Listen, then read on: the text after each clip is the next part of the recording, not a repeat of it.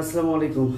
তোমরা জানো যে গত ক্লাসে গতদিন এসএসসির বায়োলজির দ্বিতীয় অধ্যায় নিয়ে আলোচনা করার কথা ছিল, উদ্ভিদ টিস্যু নিয়ে, বাট ইলেকট্রিসিটি ছিল না, এ কারণে আজকে নেওয়ার কথা।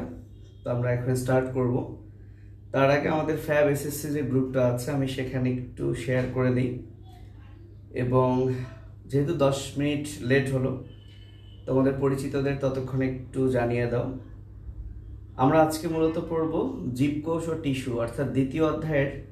এর আগে আমি একটা ক্লাস নিয়েছিলাম, তার আগে আরও একটা নিয়েছিলাম। তো সেই হিসেবে আজকে এই অধ্যায়ের থার্ড ক্লাস, এবং আজকে আমরা উদ্ভিদ টিস্যু নিয়ে অল্প একটু আলোচনা করব। এরপরে হয়তো বা যদি উদ্ভিদ টিস্যু শেষ হয়ে যায় আজকে, তাহলে নেক্সট ক্লাসে প্রাণী টিস্যু নিয়ে আলোচনা করবো। আর যদি শেষ না হয় তাহলে উদ্ভিদ টিস্যু নেক্সট ক্লাসে চলবে। নেক্সট ক্লাস কবে হবে সেটা আমি জানিয়ে দেব।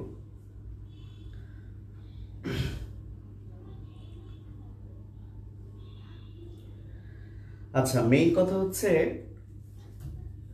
তোমাদের এসএসসির বইয়ে বা সহজ কথা ক্লাস 9-10 তোমরা যে বইটা পড়ো, এখানে উদ্ভিদ টিস্যু নিয়ে খুব যে বেশি কথা বলা আছে তা নাই, তা বাট যতটুকু কথা বলা আছে এটুকু যদি একটু সাজিয়ে গুছিয়ে পড়তে পারো তাহলে আমার কাছে মনে হয় না যে এটা ভুলে যাওয়া। প্রবলেম হয় ভেতরে অনেক অনেক অনেক তথ্য আছে এবং তোমরা মুখস্থ করো। আমি সবসময় বলি যে মুখস্থ আমাদেরকে করতেই হবে, কিন্তু মুখস্থ আমরা সবসময় যদি একই ফর্মুলায় করি, একই স্টাইলে করি, তাহলে দেখা গেল যে সব পড়া কিন্তু আমাদের মনে থাকবে না। তো যে পড়াগুলো তুমি যে স্টাইলে মনে রাখছো, ধরো 10টা টপিক তুমি পড়লা, সবগুলো একই স্টাইলে পড়লা, ফলে ওই স্টাইল ফলো করবে যে টপিক, শুধু সেই টপিক তোমার মনে পড়বে, অন্যগুলো কিন্তু মনে পড়বে না। তাই এক একটার জন্য তোমাকে এক একটা স্টাইল ফলো করতে হবে। বিশেষ করে আমি ইন্টারমিডিয়েটে অনেক এক্সাম্পল দিই, তো আজকে এরকম এক্সাম্পল না দিই। তো আজকের যে টপিক হচ্ছে উদ্ভিদ টিস্যু, সেখানে এখানে সরল টিস্যু, জটিল টিস্যু নিয়েই তোমাদের আলোচনা করা আছে মেইনলি। তো দেখা যাচ্ছে যে সরল টিস্যুর 3টা টিস্যু, প্যারেনকাইমা, কোলেনকাইমা এবং স্ক্লেরেনকাইমা নিয়ে কথা বলা আছে। এখন তুমি যদি বইয়ে তো কোনো এদের পার্থক্য করে দেওয়া নাই, বইয়ে কিন্তু পার্থক্য করে দেওয়া নাই, পরীক্ষায় পার্থক্য আসতে পারে এদের। তো এই পড়াটা যদি তুমি প্যারেনকাইমা আলাদা করে পড়ো, তারপর কোলেনকাইমা পড়ো, তারপর স্ক্লেরেনকাইমা পড়ো, মনে রাখতে যতটা সময় লাগবে, যদি তুমি এই 3টাকে পাশাপাশি মিল করে পড়ো, তুলনা করে পড়ো, তাহলে খুব সহজেই কিন্তু মনে থাকবে। সো এই কাজটাই তোমাদেরকে করতে হবে, যে সবসময় বইয়ে যেভাবে লেখা আছে তোমাকে ওভাবেই পড়তে হবে তা নয়, তোমাকে এটা প্যালাটেবল করে নিতে হবে, যাতে পড়তে ভাল লাগে, সুস্বাদু লাগে। তো যাই হোক, আমরা স্টার্ট করি। তো শুরুতে আমরা টিস্যু কি এগুলো আশা করি তোমরা জানো, তারপরেও একটু হালকা বলে দিই। তোমরা এই সিকোয়েন্সটা সবই জানো যে জীবদেহের, এত উপরে দেখতে পাচ্ছ কিনা, জীবদেহের একক হচ্ছে কোষ, গঠন ও কাজের একক হচ্ছে কোষ, এবং ধীরে ধীরে একগুচ্ছ কোষ মিলে হয় টিস্যু, যেটাকে কলা বলা হয়, এবং অনেকগুলো টিস্যু মিলে হয় অঙ্গ, দেন অঙ্গ মিলে হয় তন্ত্র, অ্যান্ড ফাইনালি তো দেহ। সো এই সিকোয়েন্সটা তোমরা সবাই জানো। তাহলে সেই হিসেবে টিস্যুর ডেফিনেশন যদি পরীক্ষায় আসে, তোমরা অন্তত এই এক কথাটা মনে রাখবা। তাহলে টিস্যুর ডেফিনেশন যদি পরীক্ষায় আসে, তাহলে তোমরা এক কথাটা মনে রাখবা। কি কি সেই এক কথাটা? তাহলে টিস্যু যে সকল কোষ মিলিত হয়ে টিস্যু গঠন করে, তাহলে টিস্যুর প্রথম কথাটা হচ্ছে একগুচ্ছ কোষ। তাহলে এই যে এক কথাটা আমি এখানে আবার লিখলাম। তাহলে টিস্যু হচ্ছে একগুচ্ছ কোষ মিলে গঠিত হয়। বাট এই যে একগুচ্ছ কোষ মিলে যে একটা টিস্যু বানালো, সেই কোষগুলোর প্রত্যেকটারই ফাংশন হতে হবে সেম।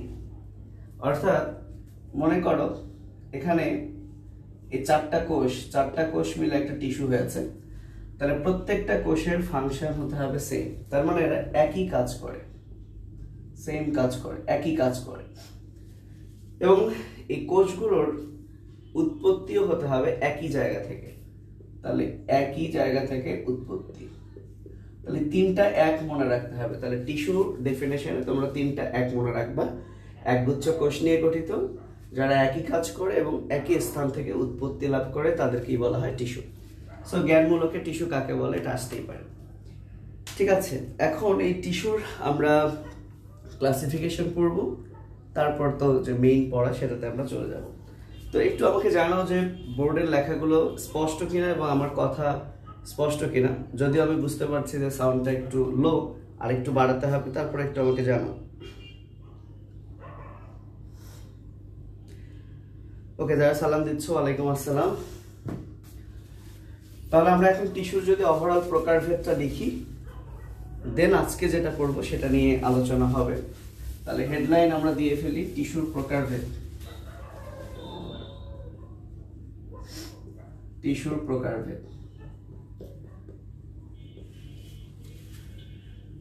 তো একটা উদ্ভিদে যত ধরনের টিস্যু আছে এর মধ্যে কিছু টিস্যু আছে যারা বিভাজিত হচ্ছে, বিভাজিত হয়ে দৈর্ঘ্যে প্রস্থে বড় হচ্ছে।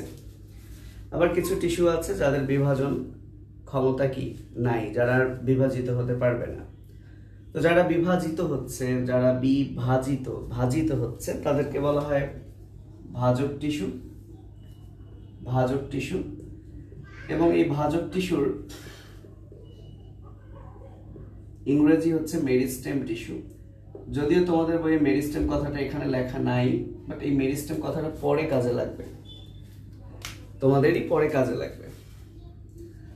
আর যে টিস্যুর বিভাজন ক্ষমতা নাই, অর্থাৎ বিভাজিত হবে না, তাকে আমরা বলবো স্থায়ী টিস্যু। অর্থাৎ সে স্থায়ী হয়ে গেল আর বিভাজিত হয়ে বড়সড় হবে না, সো সেটার নাম হচ্ছে স্থায়ী টিস্যু।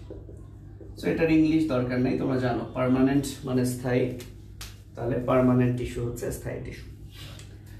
তো তোমরা যখন ইন্টারমিডিয়েটে উঠবা, এইচএসসিতে উঠবা, তখন এই ভাজক টিস্যু নিয়ে ডিটেইলস পড়বা। এই ভাজক টিস্যুকে বিভিন্নভাবে ভাগ করা যায়। টোটাল মানে প্রত্যেকটার আবার 3 ভাগ করে আছে। যেমন উৎপত্তি অনুযায়ী ভাজক টিস্যু 3 প্রকার, কাজ অনুযায়ী 3 প্রকার, অবস্থান অনুযায়ী 3 প্রকার, বিভাজন তল হিসেবে 3 প্রকার, এভাবে 3 অনেকগুলো ভাগ আছে। তো এই ভাজক টিস্যু নিয়ে তোমাদের এসএসসি লেভেলে কিছু পড়া লাগবে না, বিকজ বইয়ে তো এরকম পড়া নাই। তাহলে তোমাদের যেটা জানতে হবে স্থায়ী টিস্যু সম্পর্কে। তো সেক্ষেত্রে ভাজক আর স্থায়ী টিস্যুর হয়তো বা তোমরা 2 মার্কসের জন্য 4টা বৈশিষ্ট্য মনে রাখতে পারো। 4টার মতো বৈশিষ্ট্য মনে রাখতে পারো, 4টা মনে রাখতে পারো। যদি পরীক্ষায় দেখা গেল সৃজনশীল তো দিয়ে দেয় এ কারণে। তো সেই 4টা বৈশিষ্ট্যের আমি যদি 1 নাম্বার লিখি, আমি আবারও বলছি, এখন আমি যে 4টা বৈশিষ্ট্য লেখাবো এটা তোমাদের বইও ভাবে নাই, কিন্তু সৃজনশীলে দেখা গেল এই নাম 2টা তো আছে। সো এদের নিয়ে যদি কিছু জানতে চাই, তাহলে যেহেতু এটা ভাজক টিস্যু, তাহলে 1 নাম্বার কথা আমরা মনে রাখবো যে বিভাজন ক্ষমতা আছে, আর এটার 1 নাম্বার হচ্ছে বিভাজন ক্ষমতা নাই। সো এই হচ্ছে 1 নাম্বার, সহজ একটা কথা। আশা করি এটা নিয়ে কোনো ঝামেলা হবে না। 2 নাম্বার কমন সেন্স হচ্ছে এই যে ভাজক টিস্যুর বিভাজন ক্ষমতা আছে, অর্থাৎ এরা বিভাজিত হচ্ছে এবং ধীরে ধীরে দৈর্ঘ্য বৃদ্ধি পাচ্ছে। তো যে টিস্যু ধীরে ধীরে লম্বা হচ্ছে সে অবশ্যই জীবিত টিস্যু। তাহলে ভাজক টিস্যু এরা অলওয়েজ জীবিত টিস্যু। তো সেই হিসেবে স্থায়ী টিস্যু মানে এর বিভাজন ক্ষমতা নাই। সো বিভাজন ক্ষমতা নাই তার মানে সে মৃত টিস্যু। তবে জীবিত অনেক টিস্যুই আছে যাদের বিভাজন ক্ষমতা নেই। ব্যাপারটা এরকম, ধর আমি আর লম্বা হচ্ছি না তার মানে আমি তো মরে গেছি, ব্যাপারটা তা নয়। তার মানে এটা মাথায় রাখতে হবে যে এরা জীবিত তার মানে এরা মৃত, ব্যাপারটা তা না। এরা জীবিত মৃত দুটোই হতে পারে। তাহলে স্থায়ী টিস্যু এরা জীবিত ও মৃত দুটোই হতে পারে। 3 নাম্বার সেটাও কমন সেন্স অ্যাপ্লাই করে তোমরা লিখতে পারবা। 3 আর 4 নাম্বার অনেক লেখা যায় তোমাদের এইচএসসিতে ইন্টারে উঠে তুমি 11-12টা বৈশিষ্ট্য আছে বইয়ে। তো আমরা জাস্ট 2 মার্কে যদি আসে 4টা করে শিখবো। সেটা হচ্ছে, মনে করো এটা একটা ভাজক টিস্যুর কোষ। তো এই কোষের মধ্যে যেহেতু বিভাজন হচ্ছে, সো বিভাজন হওয়া মানে কি ক্রিয়া বিক্রিয়া হচ্ছে। তো আমরা জানি একটা কোষের সকল কার্যাবলী কন্ট্রোল করে হচ্ছে নিউক্লিয়াস। তো তো যেহেতু এই কোষের মধ্যে বিভাজন চলছে, ক্রিয়া বিক্রিয়া চলছে, তাহলে এই কোষের যে নিউক্লিয়াসটা আছে সেই নিউক্লিয়াসটাকে একটু বেশি বেশি কাজ করতে হবে, এবং এ কারণেই এই ভাজক টিস্যুর কোষগুলোর যে নিউক্লিয়াস সেটা একটু সাইজে বড় থাকে বা আকারে বড় থাকে। তোমরা যদি কোষ বিভাজন পড়ে থাকো তাহলে হয়তো বা তোমরা জানবা যে কোষ বিভাজনের হওয়ার জন্য যে ইন্টারফেস ধাপ, সেই ইন্টারফেস ধাপে অনেক কাজ করতে হয়, ওর নিউক্লিয়াসটা বড় থাকে, ব্যাপারটা এরকমই কিন্তু। তাহলে এখান থেকে আমরা বলতে পারি যে ভাজক টিস্যুর কোষগুলোর নিউক্লিয়াসটা হচ্ছে আকারে বড়, এবং যেহেতু নিউক্লিয়াসটা আকারে বড় তাই সেটা কেন্দ্রেই থাকে। কোষের কোথায় থাকে? কেন্দ্রে। প্রান্তে অত বড় বড় নিউক্লিয়াসের জায়গা নেই, কেন্দ্রে অনেক ফাঁকা জায়গা, সো এখানেই থাকে। এবং আরেকটা কথা এখানে বলেই রাখি, যেহেতু ভাজক টিস্যুর কোষে নানা ধরনের ক্রিয়া বিক্রিয়া হয়, আর সেই ক্রিয়া বিক্রিয়ার জন্য দরকার হচ্ছে এনজাইম, আর এ কারণেই এদের সাইটোপ্লাজমে প্রচুর এনজাইম থাকায় এই ভাজক টিস্যুর কোষগুলোর সাইটোপ্লাজম হয়ে যায় অনেক ঘন। সো এই হচ্ছে 4টা পয়েন্ট। তাহলে আমি লিখে ফেলি, ভাজক টিস্যুর কোষগুলোর নিউক্লিয়াস বড় ও কেন্দ্রে থাকে, নিউক্লিয়াস বড় ও কেন্দ্রে থাকে। তো সেক্ষেত্রে স্থায়ী টিস্যুতে জাস্ট উল্টো হবে, নিউক্লিয়াস যেহেতু বড় তাহলে এখানে নিউক্লিয়াস হবে ছোট, কেন্দ্রে থাকে, তাহলে কেন্দ্রের উল্টো হচ্ছে পরিধিতে থাকে, হয়ে গেল। আর 4 নাম্বার কি বলেছি, যে ভাজক টিস্যুর কোষগুলোর সাইটোপ্লাজম ঘন, তাহলে নাম্বার 4 সাইটোপ্লাজম ঘন। তাহলে ঘনর অপোজিট হচ্ছে পাতলা, তাহলে এদের সাইটোপ্লাজম হচ্ছে পাতলা। তাহলে হয়ে গেল এইটুকু পড়া। এখন আমরা ভাজক টিস্যুর ক্লাসিফিকেশন যেহেতু তোমাদের বইয়ে দেওয়া নাই, তাই আমি সেটা নিয়ে আলোচনাও করব না, পরীক্ষাও আসার সম্ভাবনা নাই। চলে যাব স্থায়ী টিস্যুর ক্লাসিফিকেশন। তো তোমরা যারা আমার মতো এখানেই লিখছো, আমি তো এখন এটা মুছাই দিব, এটা তো আমি এখন মুছে দিলাম, মুছে দিয়ে আমি তো এখান থেকেই শুরু করব। সো তোমরা যে কাজটা করতে পারো, আবার স্থায়ী টিস্যুটা লিখতে পারো ওর নিচে। আচ্ছা, তো স্থায়ী টিস্যু, তাহলে স্থায়ী টিস্যু হচ্ছে 3 প্রকার। এর মধ্যে একটা হচ্ছে সরল টিস্যু, একটা হচ্ছে জটিল টিস্যু, এবং এর আরো অনেক নাম আছে। যখন জটিল টিস্যু পড়বো তখন এর বাকি নামগুলো দেখব। আর একটা টিস্যু আছে যেখান থেকে বিভিন্ন পদার্থ খরিত হয়, নিঃসরণ হয়, তাই এই টিস্যুটার নাম হচ্ছে নিঃসৃত বা ক্ষরণকারী টিস্যু, বা নিঃস্রাবীও বলা আছে কোথাও কোথাও, নিঃস্রাবী বা ক্ষরণকারী। সো নিঃসৃত না লিখে নিঃস্রাবী বা ক্ষরণকারী টিস্যু। তাহলে এই যে স্থায়ী টিস্যু যে 3 প্রকার, সরল, জটিল এবং নিঃস্রাবী, এর মধ্যে এটা নিয়ে তোমাদের বইয়ে আলোচনা করা নেই, মানে এটার টাইপস বা এটার সম্পর্কে কিছু আলোচনা করা নেই। তাহলে উদ্ভিদ টিস্যু নিয়ে এসএসসি লেভেলে আলোচনা করা আছে সরল এবং জটিল টিস্যু, ঠিক আছে।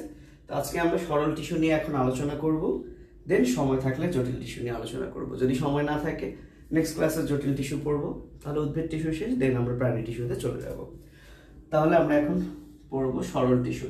সো সরল টিস্যুর নাম সরল কেন? কারণ এই টিস্যু যে কোষগুলো দ্বারা তৈরি হয় তারা সবাই দেখতে প্রায় একই রকম, তারা সবাই দেখতে কেমন?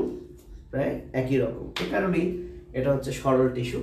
তো সরল টিস্যুর 3টা প্রকারভেদ আছে, সেই 3টা প্রকারভেদ প্যারেনকাইমা, কোলেনকাইমা, স্ক্লেরেনকাইমা, এবং এই 3টাই আমরা খুব সাজিয়ে এবং খুব ভালোভাবে বুঝে পড়বো। এবং আমার বিশ্বাস যদি তোমাদের মেইন পড়া কিন্তু এই 3টাই, তো যদি আবার কথাগুলো শোনো এবং ব্যাপারটা খেয়াল করো তাহলে আর মনে হয় না যে এটা বারবার পড়তে হবে। তো হেডলাইন দাও সরল টিস্যু, আমি এখানে জাস্ট হালকা করে লিখি সরল টিস্যু আবার 3 প্রকার। আমরা পরবর্তীতে এই 3টা নিয়ে পড়বো, ছোট্ট করে লিখে দিই। একটা হচ্ছে প্যারেনকাইমা, একটা হচ্ছে কোলেনকাইমা, আর একটা হচ্ছে স্ক্লেরেনকাইমা। তো এই 3 প্রকার টিস্যুকে আমরা তুলনা করে পড়ব। তাহলে আমরা এপাশে লিখব পার্থক্যের বিষয়, এবং আমরা তুলনা করে যদি পড়ি তাহলে এই তিনটা সম্পর্কে একবারেই আমাদের পড়া হয়ে যাবে এবং খুব মজা লাগবে। শুধু একটা বা দুইটা কথা যদি মনে রাখা যায় তাহলে বাকি 6-7টা কথা এদের তিনটা সম্পর্কে তোমরা মনে রাখতে পারবা। তো আমরা এখন এই পড়াটায় যাওয়ার আগে তোমাদের কিছু কমেন্ট করব যে এর মধ্যে কোনো সমস্যা আছে কিনা। মনে হয় না আছে, তারপরে তোমরা আমাকে জানাতে পারো। আচ্ছা, তাসনিম তাবাসসুম বলেছে sir please mention the English terms. আচ্ছা, তুমি কি ইংলিশ ভার্সন? ঠিক আছে।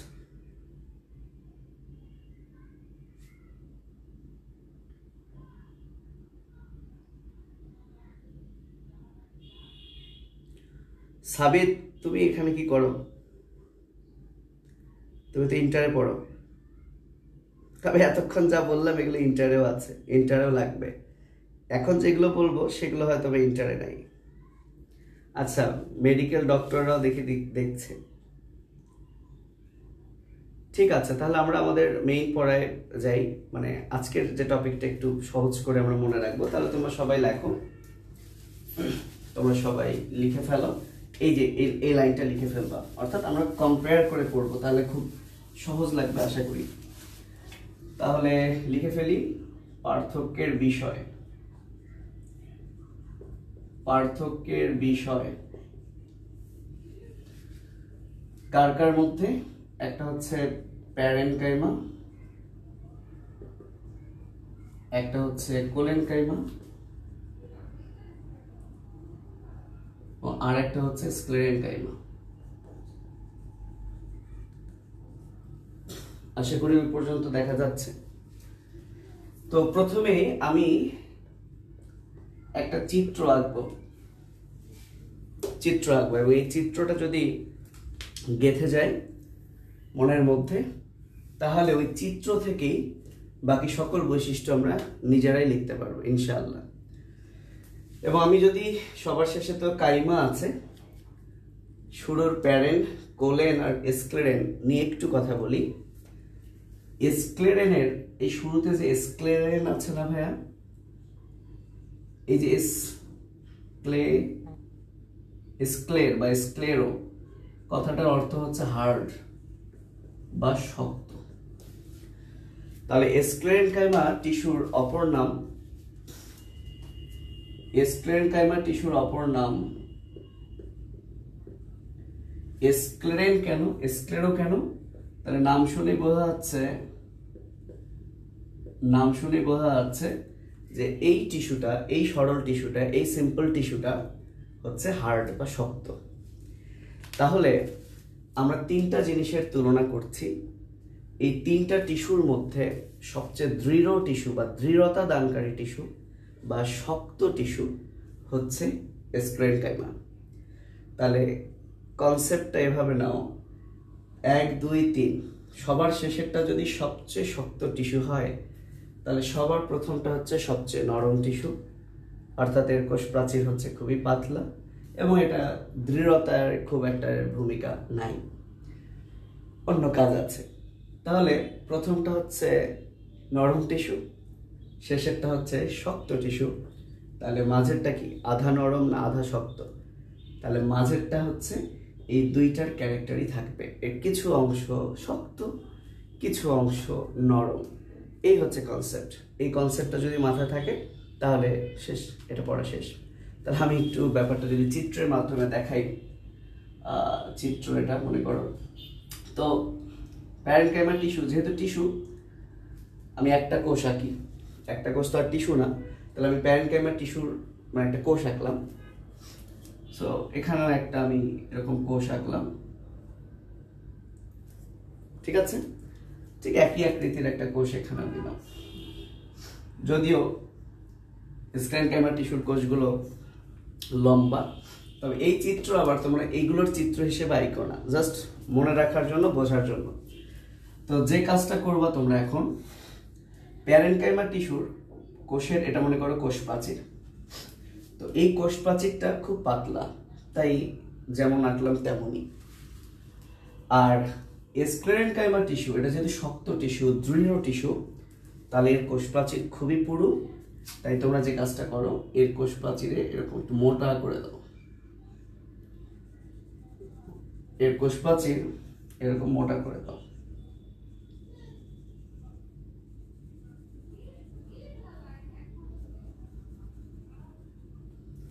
ওকে, অ্যান্ড এইটা যেহেতু একটু নরম একটু শক্ত, তাই যে কাজটা করবা, এই টিস্যুর এই কোষের যে কোনাগুলো আছে না ভাইয়া, এই কোনাগুলো একটু মোটা করে দাও, কোনাগুলো একটু মোটা করে দাও। তার মানে কি বোঝাচ্ছে, এই অংশগুলো হচ্ছে পাতলা, এটা হচ্ছে পুরু, ঠিক আছে? পাতলা পুরু, পাতলা পুরু, পাতলা পুরু, পাতলা পুরু। অর্থাৎ এই কোষ প্রাচীরটা অসমভাবে পুরু, মানে পুরোটাই সমানভাবে পুরু না, অসমভাবে পুরু, কিছু অংশ পুরু কিছু অংশ পাতলা, অর্থাৎ পুরোটাই পুরু না। তার মানে এর যেহেতু টোটালটাই হচ্ছে থিক, এর সেল ওয়ালটা যেহেতু পুরোটাই হচ্ছে কমপ্লিটলি থিক, তাই এইটা হার্ডেনিং করবে টিস্যুকে বা দৃঢ়তা দিবে। তাহলে এটার যেহেতু একটু একটু একটু অংশ হচ্ছে পুরু, তাহলে এটা আংশিক দৃঢ়তা দিবে। এটা কি দৃঢ়তা দিবে? আংশিক দৃঢ়তা দিবে। আবার এর কিছু বৈশিষ্ট্য যেহেতু পাতলা এর মতো আছে, তাই এরও কিছু কাজ এ করবে, আবার এর দৃঢ়তারও কিছু কাজ এ করবে। সো একটু পর আমরা দেখলেই ক্লিয়ার হবো। তাহলে তোমাদের মাথায় প্রথমে এই তিনটা বিষয় রাখতে হবে, ঠিক আছে? তাহলে এই চিত্রটা যদি তোমাদের মাথায় থাকে, এখন চলো আমরা এই চিত্রের উপর বেস করে বাকি জিনিসগুলো পড়ে ফেলি। তাহলে আমি 2 নাম্বার দিই, যদিও 2 নাম্বার দেওয়া ঠিক হচ্ছে না, কারণ পরীক্ষাতে এরকম চিত্র আঁকা লাগবে না, তবে যেটা মেইন চিত্র সেটা আঁকবা, এই শর্ট চিত্রটা আঁকতে হবে না। আমি 2 নাম্বার দিলাম। তাহলে প্রথমে আমি কোষ প্রাচীর নিয়েই কথা বলি, সেল ওয়াল যেটা। তাহলে প্যারেনকাইমা যে টিস্যু, এর সেল ওয়াল বা কোষ প্রাচীর হচ্ছে থিন, পাতলা পাতলা। আচ্ছা, তো তোমরা নিশ্চয়ই পড়েছো যে উদ্ভিদের কোষ প্রাচীরের প্রধান যে উপাদান সেটা হচ্ছে সেলুলোজ। অর্থাৎ যত ধরনের কোষ প্রাচীর আছে উদ্ভিদের, প্রত্যেকটা কোষ প্রাচীরে সেলুলোজ থাকবে, মাস্ট। তো যেহেতু প্যারেনকাইমা টিস্যুর কোষ প্রাচীরটা পাতলা, তো পাতলা হোক আর যাই হোক সেখানে অবশ্যই সেলুলোজ থাকবে, এবং যত ধরনের কোষ প্রাচীর আছে সেখানে সেলুলোজ থাকবে থাকবে থাকবে। এখন এই সেলুলোজের সাথে যদি অন্য কিছু অ্যাড হয়, তখন সেই কোষ প্রাচীরটা একটু পুরু হয়ে যাবে। তার মানে এদের সবারই কোষ প্রাচীরে সেলুলোজ থাকবে। এখন আরেকটা কিছু যুক্ত হলো, তখন একটু পুরু, আরো কিছু যুক্ত হলো, আরো বেশি পুরু হলো। ব্যাপারটা হচ্ছে এরকমই। তাহলে প্যারেনকাইমা টিস্যুর কোষ প্রাচীর পাতলা, এবং সেটা কি দ্বারা তৈরি? সেলুলোজ দ্বারা হচ্ছে গঠিত। সেই কথাটা তোমরা এখন লিখে রাখো। আচ্ছা, তাহলে এখানে একটু আগে আমি কি বললাম, এর কোষ প্রাচীর পুরু, কিন্তু পুরুত্বটা কমপ্লিট না, অর্থাৎ পুরো সেল ওয়াল জুড়ে সেটা কিন্তু ঠিক না। তাহলে এর জাস্ট এই যে কোণগুলা, এই কোণগুলা হচ্ছে বেশি পুরু, বাকিগুলো হচ্ছে কি থিন। তাহলে আমরা যেটা লিখবো সেটা হচ্ছে এর কোষ প্রাচীর অসমভাবে পুরু, অসমভাবে পুরু। এবং কোনগুলো বেশি পুরু? কোনগুলো অধিক পুরু, অধিক পুরু। তাহলে যেহেতু এর মধ্যে একটু পুরু আছে, তাহলে দেখো এটা পাতলা, এখানে সেলুলোজ আছে, তাহলে এখানেও তো পাতলা আছে, তাহলে এখানে আমরা সেলুলোজ দিয়ে দিলাম। এখন এই পুরুত্বর জন্য, এই পুরুর জন্য এক্সট্রা কিছু পদার্থ অ্যাড হয়েছে, সেটাকে আমরা বলবো পেকটিন। সেটা একটু স্টার চিহ্ন দাও। এক্সট্রা কি অ্যাড হয়েছে? পেকটিন। তাহলে কোলেনকাইমা টিস্যুর কোষ প্রাচীর অসমভাবে পুরু, এবং এটি সেলুলোজ ও পেকটিন দ্বারা গঠিত। আচ্ছা, তাহলে এখন স্ক্লেরেনকাইমা টিস্যুর কোষ প্রাচীর কি দ্বারা গঠিত? এখানেও কিন্তু সেলুলোজ থাকবে, কিন্তু তোমাদের বইয়ে সেলুলোজ লেখাটা নাই, তাই আমি লিখে দিলে পরীক্ষায় যদি আবার ওটা না থাকে তোমরা কনফিউজড হয়ে যাবা। তাই আমি যেটা লিখে দেই যে এর কোষ প্রাচীরটা হচ্ছে অত্যন্ত পুরু বা খুবই পুরু বা শুধু পুরু লিখে দেই, ঠিক আছে? সমভাবে পুরু আর লেখার দরকার নাই। এবং এটা যা দিয়ে গঠিত তার নাম হচ্ছে লিগনিন। এছাড়াও সুবেরিন থাকে, কিন্তু তোমাদের বইয়ে যেগুলো নাই সেগুলো অতিরিক্ত আমি দিতে চাচ্ছি না। তাহলে এর কোষ প্রাচীর হচ্ছে পুরু, এবং কি দ্বারা গঠিত? লিগনিন দ্বারা গঠিত। তাহলে এই হচ্ছে একটা পয়েন্ট, তোমরা এটা একবার মুখস্থ করে ফেলো।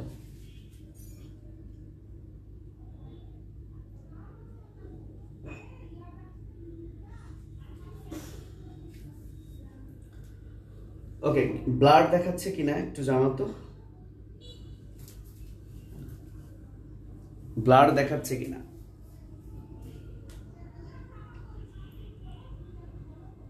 না, ঠিক আছে। আচ্ছা, তাহলে আমরা 3 নাম্বার পয়েন্টে যাই। 3 নাম্বার পয়েন্ট হচ্ছে এই টিস্যুগুলোর মধ্যে কে জীবিত কে মৃত সেটা নিয়ে যদি আমরা কথা বলি। সো ওভারঅল তোমরা জানো যে স্থায়ী টিস্যু, আমরা ভাজক আর স্থায়ী টিস্যু যখন পার্থক্য করলাম সেখানে পড়েছে যে ভাজক টিস্যু হচ্ছে সবাই কি জীবিত, আর স্থায়ী টিস্যু জীবিতও আছে মৃতও আছে। তার মানে যেহেতু আমরা স্থায়ী টিস্যু পড়ছি, তাহলে এদের মধ্যে কে জীবিত আছে কে মৃত আছে সেটা আমরা দেখবো। সো মাথায় রাখবা যে এই যে পাতলা পাতলা পাতলা টিস্যুগুলো, অর্থাৎ এই টিস্যুগুলোই কিন্তু হচ্ছে জীবিত, আর যেখানে পুরু থাকবে সেটা হচ্ছে মৃত। এবং একটা জিনিস লক্ষ্য করো, এখানে পুরু আছে কিন্তু পাতলাও তো আছে। তাই আমরা যে কাজটা করব, তাহলে এটা হচ্ছে জীবিত বা লিভিং, এটা হলো জীবিত, বইয়ে বলা আছে এরকম সজীব, একই কথা। আর স্ক্লেরেনকাইমা টিস্যু পুরোটাই যেহেতু পুরু, সো এই টিস্যুটা হচ্ছে মৃত টিস্যু। সো প্রাথমিক অবস্থায় এদের জীবনের কিছু উপাদান যেমন প্রোটোপ্লাজম থাকলেও পরে কিন্তু সেই প্রোটোপ্লাজম তারা হারিয়ে ফেলে এবং আলটিমেটলি কিন্তু মৃত হয়ে যায়। তাহলে যে স্টুডেন্ট জানে এই দুইটা জীবিত, এবং আমরা জানি কোষের সজীব অংশকে বলা হয় প্রোটোপ্লাজম, তাহলে যেহেতু এই দুইটা টিস্যু জীবিত, তাহলে এরা হচ্ছে প্রোটোপ্লাজম দ্বারা পূর্ণ, প্রোটোপ্লাজম দ্বারা এরা ফিল থাকে। তাহলে আমরা 4 নাম্বার যেটা লিখতে পারি সেটা হলো প্রোটোপ্লাজম। তাহলে প্রোটোপ্লাজম দিয়ে এরা পূর্ণ থাকে, এরাও প্রোটোপ্লাজম দিয়ে পূর্ণ থাকে, কিন্তু এরা যেহেতু মৃত টিস্যু তাহলে এখানে প্রোটোপ্লাজম থাকে না। তাহলে স্ক্লেরেনকাইমা টিস্যু হচ্ছে প্রোটোপ্লাজম বিহীন। তবে ব্র্যাকেটে তোমরা লিখতে পারো প্রাথমিক অবস্থায় প্রোটোপ্লাজম থাকলেও পরে থাকে না, এই কথা তোমরা লিখে নিতে পারো। তাহলে ব্র্যাকেটে লিখে নিতে পারো, আমি আর লিখছি না। প্রাথমিক অবস্থায় থাকলেও পরবর্তীতে তাড়াতাড়ি নষ্ট হয়ে যায়। তাহলে আমাদের 4টা পয়েন্ট হয়ে গেল।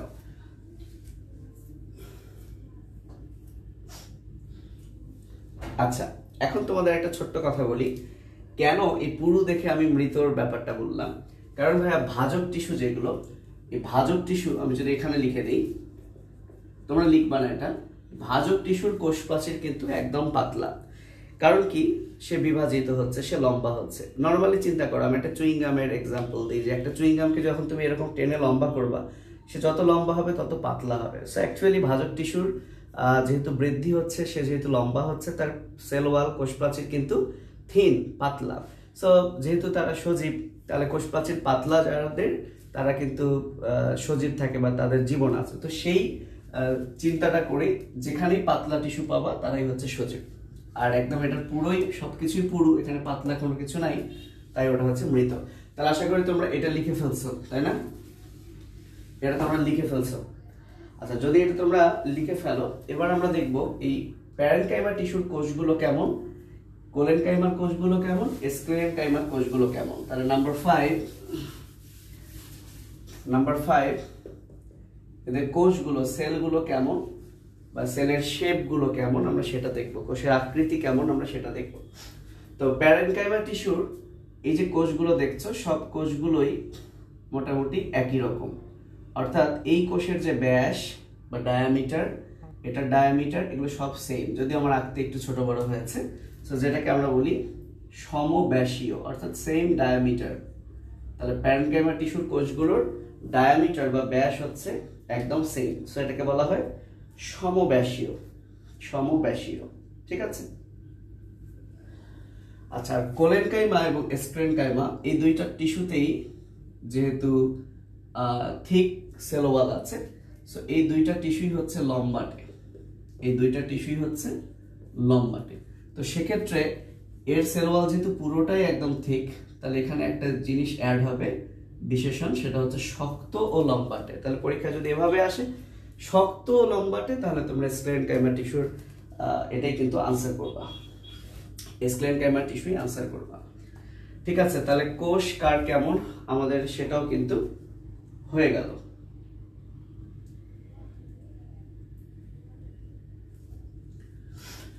ছয় নাম্বার আমরা যেটা পড়বো সেটা হচ্ছে কোন টিস্যুর কাজ কি। তাহলে প্রথমে যেটা মাথায় রাখবা, এই যে প্যারেনকাইমা টিস্যু কোষপ্রাচীর পাতলা, সো এটার যেহেতু কোষপ্রাচীর ঠিক না, পুরু না, তাহলে দৃঢ়তা রিলেটেড কোনো কাজ এটা করবে না। বাকি একটা উদ্ভিদ টিস্যুর কোষগুলো কি করে, তারা খাদ্য তৈরি করে, তৈরি করার পর সেই খাদ্যটা জমা রাখে, সঞ্চয় করে, দেন আবার খাদ্যটা কি পরিবহনে ভূমিকা রাখে। সো এই কাজগুলোই মূলত করবে প্যারেনকাইমা টিস্যু। আর স্ক্লেরেনকাইমা টিস্যু পুরোপুরি দৃঢ়তা দিবে, বাট এই টিস্যুর যেহেতু কিছু অংশ পুরু কিছু অংশ পাতলা, তাহলে পাতলা হওয়ার কারণে এও খাদ্য প্রস্তুত করবে, আবার পুরু হওয়ার কারণে এও আবার দৃঢ়তা দিবে। অর্থাৎ এই দুইটার কাজের একটা কম্বিনেশন হচ্ছে কোলেনকাইমা টিস্যু।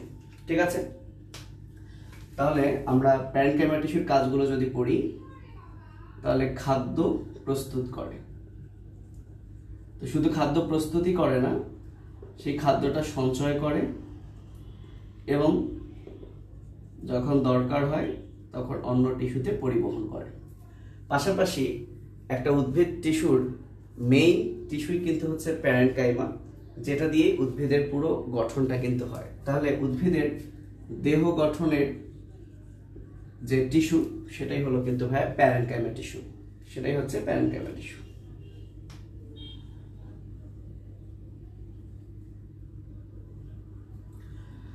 আচ্ছা, তাহলে স্ক্লেরেনকাইমা টিস্যুর কাজ কি? স্ক্লেরেনকাইমা টিস্যুর কাজ হচ্ছে দৃঢ়তা, দৃঢ়তা। পাশাপাশি একটা জিনিস মাথায় রাখবা, এখানে কিন্তু খাদ্য পরিবহনের কথা বলা আছে, কিন্তু যদি খাদ্য পরিবহন না থাকে, পানি এবং খনিজ লবণ পরিবহন থাকে, পানি এবং খনিজ লবণ পরিবহন থাকে, তাহলে সেটা হয়ে যাবে স্ক্লেরেনকাইমা টিস্যুর কাজ। And last one collenchyma. তাহলে এই পরিবহন দেখলেই তোমাদের মাথায় আনতে হবে যে সেটা কি পরিবহন। যদি খাদ্য পরিবহনের খাদ্য নিয়ে কথা বলে তাহলে প্যারেনকাইমা, পানি খনিজ লবণ। এখন প্রশ্ন হতে পারে খাদ্য পানি খনিজ লবণ, পানি খনিজ লবণও তো খাদ্য, খাদ্য 6 প্রকার, তার মধ্যে তো ওটা পড়ে। তো আসলে পানি এবং খনিজ লবণ এই দুইটাকে একত্রে আমরা বলি কোষ রস। কি বলি? কোষ রস। আর খাদ্য যে রসের সাথে মিশে পরিবহন হয় সেটাকে আমরা বলি খাদ্য রস। সো এই কারণে এই খাদ্যটাকে তোমরা পানি খনিজ লবণ থেকে একটু আলাদাই ভাববা। পানি খনিজ লবণ এই দুইটাকে একত্রে বলা হয় রস, আর এটা হচ্ছে খাদ্য রস। সো খাদ্য থাকলেই তোমার মাথায় প্যারেনকাইমা নিয়ে আসবা। তাহলে কোলেনকাইমা টিস্যুর কাজ কি? কোলেনকাইমা টিস্যুর কাজ হচ্ছে, এর একটা কাজ সেটা হচ্ছে মনে করো দৃঢ়তা, আর এর প্রথম কাজ সেটা হচ্ছে খাদ্য প্রস্তুত। সো এর একটু কাজ নিয়েছে, এর একটু কাজ নিয়েছে, কিন্তু পরিবহন করার কাজ কিন্তু কোলেনকাইমা টিস্যুর মধ্যে নাই। সো এটা একটু মাথায় রাখবা, পরিবহন কিন্তু কোলেনকাইমা টিস্যু নাই, কারণ এর ভিন্ন কিছু পরিবহন, এর ভিন্ন কিছু পরিবহন। সো দুইটা মিলে সবই পরিবহন এরকম, বরং এই দুইটার কোনো কাজই নাই। সো এর খাদ্য প্রস্তুত আর এর দৃঢ়তা। তো এই হচ্ছে 6 নাম্বার। এবং লাস্ট যে পয়েন্ট এই তিনটা থেকে আমরা পড়বো সেটা হচ্ছে অবস্থান। উদ্ভিদের কোন কোন জায়গায় এই টিস্যুগুলো থাকে আমরা সেটা দেখব। তাহলে আমি কি বলেছি? উদ্ভিদের দেহ গঠনের মেইন টিস্যু হচ্ছে প্যারেনকাইমা। তাহলে একটা উদ্ভিদের যত অংশ আছে প্রায় সব অংশেই কিন্তু প্যারেনকাইমা টিস্যু থাকবে, কারণ সব অংশের গঠন কিন্তু কে দিবে ভাইয়া? প্যারেনকাইমা টিস্যু দিবে। তাহলে আমরা যদি 7 নাম্বার অবস্থান লিখি, তাহলে প্যারেনকাইমা টিস্যু হচ্ছে উদ্ভিদের সকল অংশে থাকে। তাহলে প্যারেনকাইমা টিস্যু থাকে উদ্ভিদের সব অংশে। এটা কিন্তু খুব ইম্পর্টেন্ট। প্যারেনকাইমা টিস্যু থাকে উদ্ভিদের সব অংশে, যেহেতু উদ্ভিদের দেহ গঠন মূলত প্যারেনকাইমা টিস্যু দিয়ে হয়। এখন স্ক্লেরেনকাইমা টিস্যু কোথায় থাকবে? যেহেতু স্ক্লেরেনকাইমা টিস্যু দৃঢ়তা দেয়, তাহলে উদ্ভিদের যে শক্ত শক্ত টিস্যু, দৃঢ়তা দানকারী টিস্যু, সেগুলোতেই থাকবে কিন্তু স্ক্লেরেনকাইমা। তাহলে কোলেনকাইমা কই থাকবে? এই দুইটার মাঝে। একটা জিনিস চিন্তা করো তো, উদ্ভিদের পাতার কথা যদি আমি চিন্তা করি, মনে করো উদ্ভিদের এটা হচ্ছে কাণ্ড। এই কাণ্ডর এখান থেকে মনে করো এটা হচ্ছে পাতা, এটা হচ্ছে পাতা, আর এটা হচ্ছে পাতার বৃন্ত।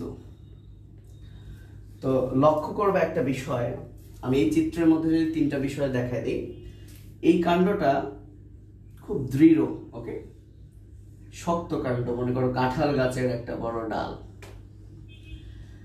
তো এই তিনটা জিনিসের মধ্যে সবচেয়ে নরম কোনটা? ডেফিনেটলি পাতা। তাহলে পাতায় থাকে প্যারেনকাইমা টিস্যু। সবচেয়ে দৃঢ় কোনটা? এই কাণ্ড। তাহলে কাণ্ডে থাকে স্ক্লেরেনকাইমা টিস্যু। আর লক্ষ্য করো এই যে বোটা, যেটা বোটা বলি বা বৃন্ত বলি, সে একটু দৃঢ়, আবার তাকে কিন্তু বাঁকানোও যাচ্ছে, তাই না? বৃন্তটা কিন্তু একটু দৃঢ়, আবার তাকে কিন্তু বাঁকানোও যাচ্ছে, অর্থাৎ সে একটু নমনীয়, সফট, তাই না? তাহলে এই বৃন্তটাতে থাকবে কোলেনকাইমা, অর্থাৎ দৃঢ় কিন্তু খুব দৃঢ় না, অর্থাৎ নমনীয়, একটু বাঁকানোও যায় তাকে। তাহলে উদ্ভিদের সেই সকল স্ট্রাকচার যেগুলো একটু হার্ড, দৃঢ়, কিন্তু তাকে একটু বাঁকানো যাচ্ছে, হ্যাঁ, সেটাই হচ্ছে, সেখানেই থাকে কোলেনকাইমা টিস্যু। সো আশা করি বুঝতে পারছো। এখন সকল কাণ্ডই তেই যে স্ক্লেরেনকাইমা থাকবে তা নয়। তোমরা অনেক উদ্ভিদের কাণ্ড দেখেছো যার কাণ্ডগুলো হচ্ছে নমনীয়। তাহলে সকল নমনীয় কাণ্ড, সেগুলো কিন্তু কোলেনকাইমা টিস্যু থাকে সেগুলোতে। সো তাহলে কোলেনকাইমা টিস্যুর অবস্থানটা আমরা কিভাবে লিখবো? এটা একটু আলাদা করে লিখলাম। তাহলে কোলেনকাইমা টিস্যুর অবস্থানে তোমরা লিখে ফেলো কচি ও নমনীয় কাণ্ড। কচি ও নমনীয় কাণ্ড, ঠিক আছে? সো এখন প্রশ্ন হতে পারে যে ভাই তাহলে তো শুধু কাণ্ড, তাহলে পাতার যে বোটা, বৃন্ত, সেটা কি কাণ্ড? সেটা কাণ্ড না, অর্থাৎ পত্র বৃন্তেও কিন্তু কোলেনকাইমা টিস্যু থাকে। বইয়ে হয়তো বা দেওয়া নাই, বা আমার মনে নাই বইয়ে আছে কিনা। সো কচি ও নমনীয় কাণ্ড, এর একটা এক্সাম্পল হিসেবে তোমাদের বইয়ে কুমড়া ও দণ্ড কলসের কাণ্ড দেওয়া আছে। সো তোমরা কুমড়া উদ্ভিদ দেখছো, কুমড়ার কাণ্ড কিন্তু আম কাঁঠাল গাছের মতো অত দৃঢ় না, নমনীয়। সো কুমড়া কাণ্ডে কি থাকে? কোলেনকাইমা। সো কুমড়া ও দণ্ড কলসের কাণ্ডে কি থাকে? Collenchyma tissue. So sclerenchyma tissue বুঝতেই পারছো, একদম সবচেয়ে দৃঢ়, যে কাণ্ডগুলো অ্যাকচুয়ালি বাঁকানো যাবে না, বা যে উদ্ভিদের যে অংশগুলো খুব হার্ড, যেগুলো নমনীয় না, সেগুলোতেই থাকে স্ক্লেরেনকাইমা টিস্যু। তাহলে এই যে দেখো তিনটাকে একসাথে আমরা পড়লাম, 7টা টপিক পড়লাম। আমি যদি এখন না দেখে 7টা টপিক রিভাইজ করি, তাহলে এই চিত্রটাই তোমাকে কিন্তু পুরো 7টা টপিক সম্পর্কে একটা ধারণা দিবে। সেটা কি? এখানে পাতলা, এটা অসমভাবে পুরু, আর এটা পুরু। তো যেহেতু এটা পাতলা, তাহলে শুধু সেলুলোজ, একটু পুরু, সাথে পেকটিন, আর এটা হচ্ছে একদম লিগনিন। এখন এটা যেহেতু পাতলা, এটা যেহেতু খুব পুরু, তাহলে এটা দৃঢ়তা দিবে, আর এটা খাদ্য রিলেটেড সব কথাবার্তা। পাশাপাশি এই টিস্যুই হচ্ছে দেহ গঠন করে, আর এটা হচ্ছে এই দুইটার মাঝে, এর খাদ্য প্রস্তুত, এর কি দেহ গঠন। কই থাকে? যেহেতু দেহ গঠন করে সব অংশে, নমনীয় অংশে, এটা হচ্ছে একদম দৃঢ় অংশে। তো এই যে ভাইয়া বিষয়, আর এটা যেহেতু পাতলা, সেটা সজীব, এখানে পাতলা আছে সজীব, আর এটা একদম মৃত। এখন বলতে পারো ভাই এখানে তো একটু পুরু আছে, তাহলে একটু পাতলা আছে, একটু পুরু আছে, তার মানে জীবিত আবার মৃত আছে। তাহলে বলো, আমি বললাম এই লোকটা জীবিত, আবার এই লোকটা মৃত, মানে কি? মরা মরা অবস্থা। সো মরা মরা অবস্থা মানে কি? সে বেঁচে আছে কিনা? সে বেঁচে আছে, তার মানে এটাও কি আলটিমেটলি সজীব। তো আশা করছি যে খুব সহজেই তোমরা শুধু এইটুকু যদি মাথায় থাকে, এই তিনটা জিনিস একত্রে খুব ইজিলি করতে পারবা। সো আমাদের শেষ পড়া, এই যে স্ক্লেরেনকাইমা টিস্যু দেখছো, এটার আবার দুইটা ভাগ আছে, সেই দুইটা ভাগও আমরা কম্পেয়ার করে পড়ে আমরা শেষ করব। এর মধ্যে কোনো প্রবলেম থাকলে আমাকে একটু জানাও, এর মধ্যে কারো কোনো প্রবলেম থাকলে আমাকে একটু জানাও। আমরা এখন স্ক্লেরেনকাইমা টিস্যু নিয়ে পড়াশোনা করব, এর মধ্যে কারো কোনো প্রশ্ন থাকলে জানাও। ভাই বাংলাদেশ 2টা গোল খায় গেছে, আহা, একটু চিল্লাও, দেখা গেল গোল দিয়ে দিবে। একটু চেঁচামেচি করো, যে জয়া আহসানের মতো ডাকো, কি বলে, কি একটা নাম ধরে শাকিব খানকে ডাকতো না, ওই যে মারো, এখানে তো মারো, হ্যাঁ লাথি মারো, মারো বলে চিল্লাও, দেখা গেল গোল দিয়ে দিবে। ও খেলা শেষ। আচ্ছা তাহলে চলো আমরা টাইম ওয়েস্ট না করি, তাহলে আমরা স্ক্লেরেনকাইমা, এই স্ক্লেরেনকাইমা টিস্যু আবার দুই ধরনের। এই দুই ধরনের মধ্যে একটার নাম স্ক্লেরেনকাইমা, যেহেতু স্ক্লেরো মানে দৃঢ়, সেই স্ক্লেরো দিয়েই একটার নাম স্ক্লেরাইড।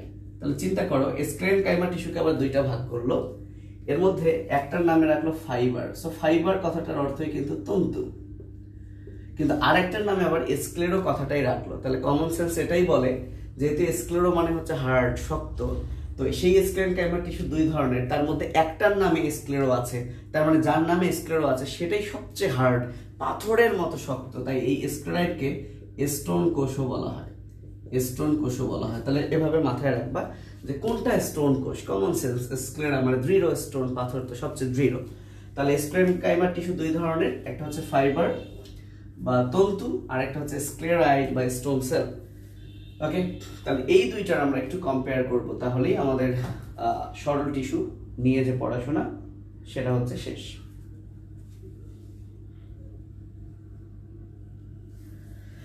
আচ্ছা, ফাইবার বা তন্তু, যেমন এই যে আমরা মাংস খাই, তাই না? বলতে পারো ভাই উদ্ভিদ পড়াচ্ছেন, মাংসে গেলেন কেন? তো ফাইবার বোঝানোর জন্য, মাংস খেলে দেখা গেল মাংসের ফাইবারগুলো দাঁতে আটকায় যায়। সো নর্মালি ফাইবার বা তন্তু এটা কিন্তু একদম লম্বা লম্বা হয়, তন্তু এরকম কিন্তু গোল গোল নিরেট কোন স্ট্রাকচার, লম্বা স্ট্রাকচার হয়। সো ফাইবার মানেই আমরা যদি এই দুইটা কোষের আকৃতি দেখি, যে কোন কোষের আকৃতি কেমন, তাহলে ফাইবার বা তন্তু যাদেরকে আমরা বলি তারা হচ্ছে লম্বা। সো লম্বা মানে হচ্ছে ব্যাপারটা হচ্ছে এরকম, এদের দুই প্রান্ত এরকম সরু থাকে দুই প্রান্ত। হ্যাঁ, প্রান্তগুলো সূচালো থাকতে পারে, আবার ভোঁতাও থাকতে পারে। তারপরে সহজ কথায় এরা লম্বা, যেটাকে আমরা অত্যন্ত দীর্ঘ বলতে পারি। সো বইয়ের ভাষায় আমরা বলবো অত্যন্ত দীর্ঘ বা অ্যাকচুয়ালি লম্বা, দুই প্রান্ত সরু এবং সূচালো, তবে কখনো ব্লান্ট হতে পারে, অর্থাৎ ভোঁতা হতে পারে, কখনো ভোঁতা হতে পারে। আর স্টোন কোষগুলো কেমন সেটা মনে রাখার জন্য তুমি এভাবে মনে রাখতে পারো, খাতা লস অথবা লস খাতা, এই চারটা কথা মনে রাখতে পারো। খাতা লস অথবা লস খাতা, কি বলেছি? খাতা লস অথবা লস খাতা। তার মানে হচ্ছে খাতে হচ্ছে খাটো, তাতে হচ্ছে তারকাকার, শতে হচ্ছে সমব্যাসীয়, আর লতে হচ্ছে লম্বাও হতে পারে। তার মানে স্ক্লেরাইড টিস্যুগুলো মেইনলি খাটো এবং সমব্যাসীয়, তবে কখনো কখনো কখনো তারকাকার এবং লম্বাটে হতে পারে, কখনো কখনো তারকাকার এবং লম্বাটে হতে পারে। তাহলে এই দুইটা টিস্যুর আমরা একটা পড়ে ফেললাম। এখন যেহেতু এরা দুইজনই হচ্ছে স্ক্লেরেনকাইমা, আর স্ক্লেরেনকাইমার বৈশিষ্ট্য আমরা দেখছি যে এর কোষ প্রাচীরটা হচ্ছে একদম পুরু, তার মানে এই দুইটাই তো স্ক্লেরেনকাইমা, তাহলে এদের দুজনেরই কোষ প্রাচীরটা হচ্ছে অত্যন্ত পুরু। এবং যেহেতু অত্যন্ত পুরু, আমরা সবাই জানি যে কোষ প্রাচীরের এটা একটা কোষ, এটা একটা কোষ, তাহলে এদের প্রাচীর যেহেতু খুবই পুরু, তো আমরা কিন্তু সবাই জানি যে এই কোষ থেকে এই কোষে কিন্তু বিভিন্ন বস্তুর আদান প্রদান হতে হয়। তো এত পুরু জিনিস দিয়ে যাবে কেমনে ভাই? এ কারণে এদের কোষ প্রাচীরের মাঝখানে ছোট ছোট ছিদ্র থাকে, যেগুলোকে আমরা বলি কূপ। এবং এই বৈশিষ্ট্যটা কিন্তু এরও আছে, অর্থাৎ দুইটার একটা কমন বৈশিষ্ট্য। তাহলে তোমরা লিখে ফেলো, তাহলে 2 নাম্বার লিখে ফেলো। 2 নাম্বার হচ্ছে পুরু প্রাচীর, বা এভাবে যদি লিখি শক্ত পুরু প্রাচীর, এরও থাকে, এবং প্রাচীরের গায়ে কূপ বা ছিদ্র থাকে, যেটাকে আমরা ইংরেজিতে বলি পিট। প্রাচীরের গায়ে কূপ বা ছিদ্র থাকে, যেটাকে আমরা ইংরেজিতে বলি পিট। আর স্ক্লেরাইড বা যেটা স্টোন কোষ, সেটাতেও সেম লিখে দিই, একই জিনিস। এর বেলায়ও প্রাচীরটা শক্ত পুরু এবং প্রাচীরের গায়ে কূপ বা ছিদ্র বা পিট থাকে। ওকে,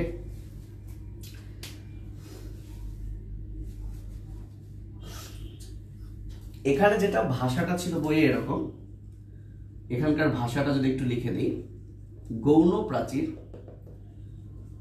খুবই শক্ত, পুরু এবং লিগনিন যুক্ত। তবে আর শক্ত পুরু হলে তো সেটা লিগনিন যুক্ত হবেই। এখন তুমি যদি এভাবে মাথায় রাখতে চাও যে এই দুইটার মধ্যে কোনটা খুবই শক্ত, যেহেতু এটা স্টোন কোষ, তো এটাই খুবই শক্ত। লিগনিন কোথায় আছে? এখানে বলা আছে। এখন অনেকের একটা প্রবলেম হবে, ভাই গৌণ প্রাচীর কি বা সেকেন্ডারি প্রাচীর কি? আসলে সেল ওয়াল বা কোষ প্রাচীরের 3টা লেয়ার থাকে। প্রথমটাকে আমরা বলি পিট মেমব্রেন বা মধ্য পর্দা বলি। এর উপরে যেটা জমা হয়ে যেটা তৈরি হয় সেটা হচ্ছে প্রাইমারি প্রাচীর। প্রাইমারি প্রাচীর মোটামুটি 1 লেয়ার থাকে, এর উপরে আবার 1 থেকে 3টা লেয়ারের আরেকটা কিছু জমা হয়ে আরেকটা প্রাচীর তৈরি হয়, সেটা হচ্ছে কিন্তু সেকেন্ডারি ওয়াল। অর্থাৎ যারা বোঝো নাই তাদের জন্য আমি একটু যদি ব্যাপারটা এক্সপ্লেইন করি, মনে করো এটা একটা কোষ, এটা আরেকটা কোষ।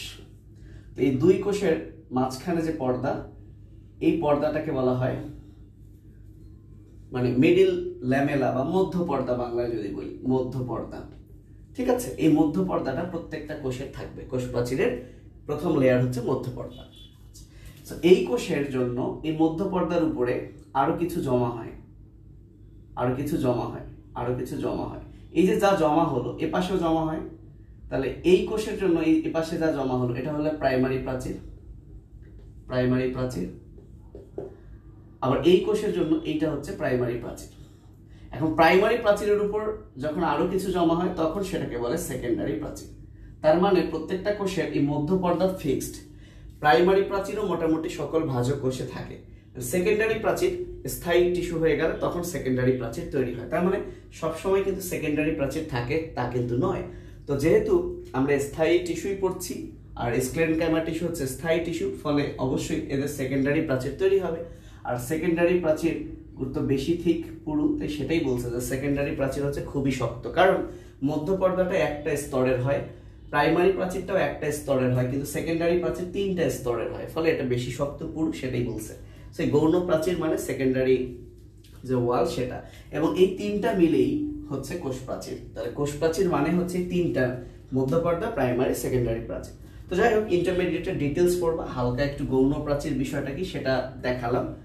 সো এটা হচ্ছে সেল ওয়াল বা কোষ প্রাচীরেরই একটা পার্ট। সো লাস্ট ওয়ান যেটা আমরা পড়বো সেটা হলো অবস্থান। তো যেহেতু এটা ফাইবার, তাই 3 ধরনের ফাইবারের কথা তোমাদের বইয়ে বলা আছে। একটা হলো বাস্ট ফাইবার, একটা হলো সারফেস ফাইবার, এবং আরেকটা হলো উড ফাইবার বা যেটাকে অ্যাকচুয়ালি আমরা জাইলেম ফাইবার বলি। তাহলে মাথায় রাখতে হবে, বাস্ট ফাইবারের এক্সাম্পল পাটের আঁশ, খুব আসে। সারফেস ফাইবার এটা তুলা আমরা পড়ছিলাম, তোমাদের বইয়ে মনে হয় নাই। আর জাইলেম ফাইবারকে আমরা বলি উড ফাইবার, সো উড বা কাঠ, সো কাষ্ঠ তন্তু আমরা বলি। সো যেহেতু এদের নামে শেষে ফাইবার আছে, এটা ফাইবারেরই এক্সাম্পল। আর স্ক্লেরাইড টিস্যুগুলো যেহেতু এটা খুবই দৃঢ়, তাহলে এরা সাধারণত কি হয়, মৃত হয়, এবং এদের ওরকম আলাদা কোনো এক্সাম্পল তোমাদের বইয়ে ভাবে দেওয়া নেই। তাহলে এই হচ্ছে মোটামুটি আজকে সরল টিস্যু পড়া। আমরা নেক্সট ক্লাসে জটিল টিস্যু পড়বো, কারণ জটিল টিস্যু আজকে শুরু হলেও শেষ হবে না। সেখানে জাইলেম ফ্লোয়েম আছে, এদের আবার আলাদা আলাদা 4টা করে উপাদান আছে, সেই 4টা করে উপাদান আমরা আবার কম্পেয়ার করে পড়তে একটু টাইম লাগবে। সো সরল টিস্যু আশা করি বুঝতে পারছো। এভাবে পড়লে আমার কাছে মনে হয় খুব ইজিলি মনে থাকবে, আলাদা আলাদা করে না পড়ে একটু কম্পেয়ার করে পড়ো, ভালো লাগবে। তো সেক্ষেত্রে কেন স্টোন কোষ মনে রাখবা, কিছু জিনিস আমি বলার চেষ্টা করেছি। তো এই তো, আর তো কিছু কথা নাই আপাতত। ঠিক আছে, ভালো থেকো, আল্লাহ হাফেজ। আচ্ছা, তাবাসসুম বলেছে উদ্ভিদের সব অংশে প্যারেনকাইমা যদি থাকে তবে কাণ্ডেও কি থাকে, কাণ্ড তো শক্ত কিন্তু প্যারেনকাইমা তো শক্ত না। এই বিষয়টা আরেকবার বললে ভালো হয়। আচ্ছা, তাবাসসুমকে যদি আমি একটা বিষয় ক্লিয়ার করি, সেটা হলো ভাইয়া কোষ প্রাচীর মানেই সেখানে সেলুলোজ থাকবে ফিক্সড। কি বলেছি? কোষ প্রাচীর মানেই সেখানে সেলুলোজ থাকবে ফিক্সড, তাই না? আচ্ছা, তো সেলুলোজ যদি থাকে, এই সেলুলোজ থাকলে সেটা হয় সবচেয়ে পাতলা। এখন এই সেলুলোজের সাথে যদি পেকটিন যুক্ত হয় তখন সেটা একটু পুরু হয়ে গেল, তখন সেটার নাম ধরো চেঞ্জ হয়ে গেল। আবার যদি লিগনিন যুক্ত হয় তখন সেটা আরো পুরু হয়ে গেল। তো এই জিনিসগুলো তো পরে যুক্ত হচ্ছে, যেমন পেকটিন যুক্ত হয়েছে, তার মানে কি সেখানে সেলুলোজ নাই? আছে তো। তাহলে পেকটিন থাকলে সেটা কোলেনকাইমা। তাহলে কোলেনকাইমা টিস্যুই কি থাকে, যে কোলেনকাইমা টিস্যু কিন্তু এক্সট্রা পেকটিন থাকছে, তো তার মানে কি সেখানে সেলুলোজ নাই? সো ব্যাপারটা হচ্ছে এরকম, যে প্যারেনকাইমা যে টিস্যু সেটা একটা ওভারঅল কিন্তু স্ট্রাকচার ফর্ম করে। এখন ওর সাথে আরো অন্য কিছু অ্যাড হয়ে সেই টিস্যুটার নাম কিন্তু হয়ে যায় তখন কোলেনকাইমা টিস্যু। ঠিক আছে, তখন নাম কিন্তু তার চেঞ্জ হয়ে হয় কোলেনকাইমা টিস্যু। যেমন সেলুলোজ সবখানে থাকে, বাট এর সাথে অ্যাড হয়ে থাকলো কিন্তু পেকটিন, লিগনিন, তখন কিন্তু তার নামগুলো চেঞ্জ হয়ে, যেমন এটা সেকেন্ড লিগনিন যুক্ত হলো, সো সেকেন্ডারি প্রাচীর হয়ে গেল, এরকম আর কি।